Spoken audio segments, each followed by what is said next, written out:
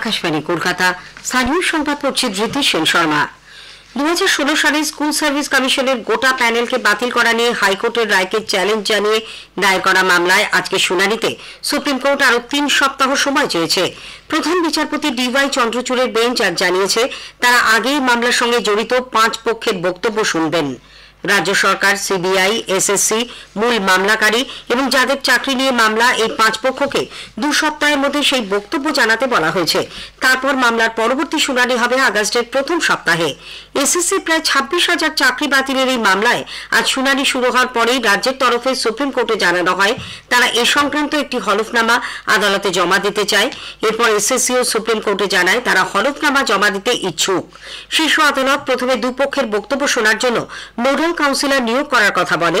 পরে অবশ্য আদালত জানায় ওই মামলার সঙ্গে যুক্ত সব পক্ষেরই তারা বক্তব্য শুনবেন। তবে মূল 5 পক্ষ ছাড়া আরো যদি কেউ কোনো বক্তব্য পেশ করতে চান তাদের লিখিতভাবে 5 পাতার মধ্যে সেই বক্তব্য জানাতে হবে। কোনো পক্ষই নিজেদের বক্তব্য জানানোর জন্য 2 সপ্তাহের বেশি সময় পাবে না। উল্লেখ্য, কলকাতা হাইকোর্টের 2 বিচারপতি দেবাংশু বসাক ও সাব্বার রশিদের ডিভিশন বেঞ্চ 25,753 জন গ্রুপ সি, গ্রুপ ডি, নবম, দশম এবং একাদশ দ্বাদশের শিক্ষক ও শিক্ষাকর্মীর চাকরি বাতিলের নির্দেশ দেন। এরপরে রাজ্য সরকার ও এসএসসি এই রায়কে চ্যালেঞ্জ জানিয়ে সুপ্রিম কোর্টের দ্বারস্থ হয়। হাইকোর্টে অযোগ্য প্রার্থীদের হিসেব দেওয়া সত্ত্বেও কেন পুরো প্যানেল বাতিল করা হলো তা নিয়ে এসএসসি প্রশ্ন তোলে। 10 দিনের মধ্যে খোলা বাজারে সবজি সহ নিত্য প্রয়োজনীয় জিনিসের দাম কমানোর জন্য মুখ্যমন্ত্রী মমতা ব্যানার্জির নির্দেশের পর বাজার দরের বর্তমান পরিস্থিতি নিয়ে রাজ্য সরকার আজ এক পর্যালোচনা বৈঠকে বসতে চলেছে। মুখ্য সচিব ভগবতী প্রসাদ গোপালিকার নেতৃত্বে নবান্নে বিকেল 4টে নাগাদ এই বৈঠক হওয়ার কথা। কৃষি, কৃষি বিপণন, Kolkata police, task force, enforcement branch সহ বিভিন্ন দপ্তরের সচিব ছাড়াও জেলা পুলিশ সুপার ও জেলা শাসকদের এতে ভার্চুয়ালি যোগদানের নির্দেশ দেওয়া হয়েছে। উল্লেখ্য, সবজির দাম নিয়ন্ত্রণে ইতিমধ্যেই বিভিন্ন বাজারে অভিযান চালানো হচ্ছে। রাজ্যের পঞ্চম অর্থ কমিশনের বরাদ্দ থেকে গ্রামীণ এলাকা উন্নয়ন খাতে 800 কোটি টাকা দিতে চলেছে রাজ্য সরকার। আগস্ট মাসের শুরুতে এই টাকা রাজ্যের প্রতিটি গ্রাম পঞ্চায়েত, পঞ্চায়েত সমিতি ও জেলা পরিষদের কোষাগারে পাঠিয়ে দেওয়া হবে বলে দপ্তর সূত্রে জানা গেছে। গ্রামাঞ্চলের পরিকাঠামো উন্নয়ন ও কর্মসংস্থান সৃষ্টির জন্য এই টাকা ব্যবহার করা হবে।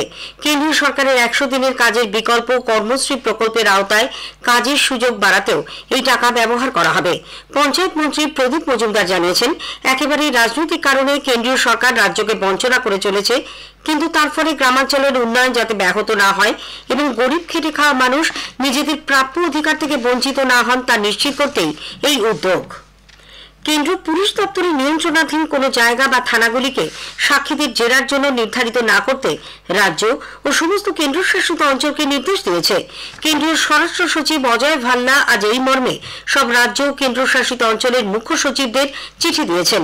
এতে ভারতীয় নাগরিক সুরক্ষা সংহিতা 2023-এর আওতায় সাক্ষীদের বৈদ্যুতিন মাধ্যমে জেরা ও বয়ান নথিভুক্ত করার জন্য নির্দিষ্ট একটি জায়গা চিহ্নিত করতে সমস্ত থানাকে নির্দেশ দেওয়া হয়েছে।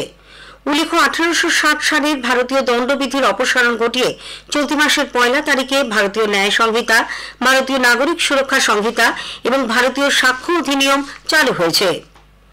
দক্ষিণ 24 পরগনার কুলতলিতে পলাতক দুষ্কৃতী সাদ্দাম সর্দারের বিষয়ে পুলিশ আরো কিছু চাঞ্চল্যকর তথ্য পেয়েছে।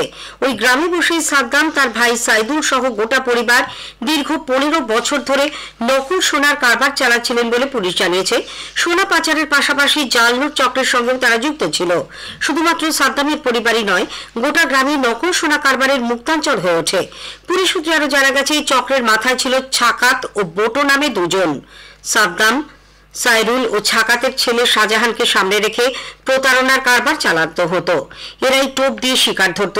এদের নিচে ছিল ফৈজুল, হাফিল ও মোরে নামে আরো 3 জন এবং তার নিচে ছিল আরো 15-20 জন। মহিলাদের ঢাল হিসেবে ব্যবহার করে এই চক্র পুরো অভিযান চালাতো। পয়তারহাটের সাম্প্রতিক পুলিশি তল্লাশির পর থেকে এরা সকলেই নিখোঁজ। বিভিন্ন মূর্তিতে সোনার কোটিং দিয়ে তা সোনা বলে চড়া দামে ক্রেতাদের কাছে বিক্রি করা হতো। বিভিন্নভাবে টোপ দিয়ে তাদের গ্রামে নিয়ে আসা হতো। এরপর তাদের মারধর করে সর্বস্ব লুটপাট করত সাদ্দাম ও তার দলবল। তারপর তারা সুড়ঙ্গ দিয়ে পালাতো বলে জানা গেছে। সম্প্রতি সাদ্দাম সর্দারের খোঁজে গিয়ে পুলিশ তার বন্ধ বাড়ির ঘরের মেঝেতে এই সুড়ঙ্গের হদিশ পায়। 40 ফুট লম্বা সুড়ঙ্গটি সাদ্দামের খাটের তলা থেকে পাশের খাল পর্যন্ত বিস্তৃত। মুর্শিদাবাদের ভগবানগোলায় রামপুর এলাকায় 11 বছর ধরে নিখোঁজ এক নাবালকের দেহের বিভিন্ন অংশ বাড়ির পেছন থেকে উদ্ধার হয়েছে। এই ঘটনায় এলাকায় ব্যাপক উত্তেজনা ছড়িয়েছে। আমাদের সংবাদদাতা জানাচ্ছেন, 11 বছর আগে আরজিৎ শেখ নামে 9 বছরের ওই বালক নিখোঁজ হয়ে যায়। এতদিন তল্লাশি চালিয়ে তার খোঁজ মেলেনি। আজ বাড়ির পেছনে মাটি খোঁড়াখুড়ির সময় মাথার খুলি ও দেহাবশেষ এবং জামাকাপড় উদ্ধার হয়। আরজিতের সৎমা ও বাবা মিলে পুলিশ খুন করে তাকে মাটিতে পুঁতে দেয় বলে স্থানীয় বাসিন্দাদের অভিযোগ। স্থানীয় সংবাদ শেষ হলো।